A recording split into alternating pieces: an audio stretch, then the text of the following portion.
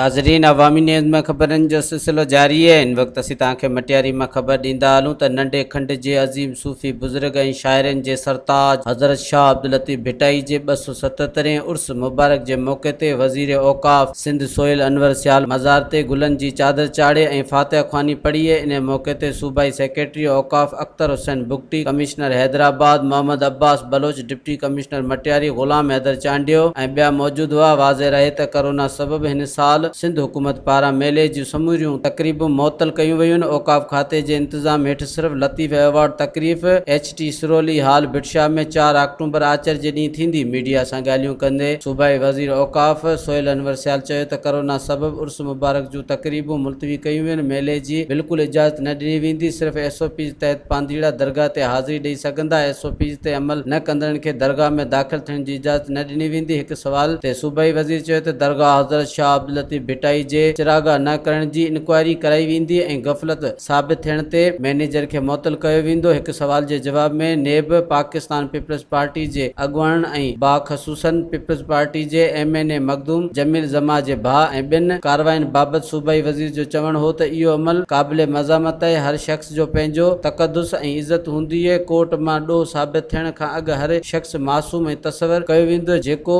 को कसूरवार आहे त उन खे गिरफ़्तार करणो आहे त पोइ घुर्बल कानूनी घुर्ज ते अमल कयो वञे। मैनेजर ने जो है वो चिरागा क्यों नहीं कराया, उसके हवाले से इनके ऊपर इंक्वायरी बिठाते हैं और अगर उसमें किस वजह से किया है, अगर नहीं तो फिर उसको इसी वक्त हम सस्पेंड करेंगे। आप कह रहे हैं, मैंने अभी यही आपको कहा है कि इंक्वायरी बिठा रहे हैं मैनेजर के खिलाफ। अगर उसने ये सारी चीज़ों को फॉलो नहीं किया, मेले पे आम ज़ायरीन को SOP के तहत परमिशन दी जा रही थी, अगर उस पर भी वो नहीं कर सका तो मैं डिस्ट्रिक्ट एडमिनिस्ट्रेशन कमिश्नर साहब भी यहाँ पे इकट्ठे हैं, तो हम देखते हैं इस मामले में उसके खिलाफ महकमा जो कार्रवाई है, महकमाती कार्रवाई वो शुरू कर रहे हैं। जो भी ज़ायरीन आए हैं वो SOP को फॉलो करते हुए अंदर दरगाह में आ सकते हैं। जो भी SOP को फॉलो नहीं करेगा तो उसके ऊपर फ़ाइन लगाएगा।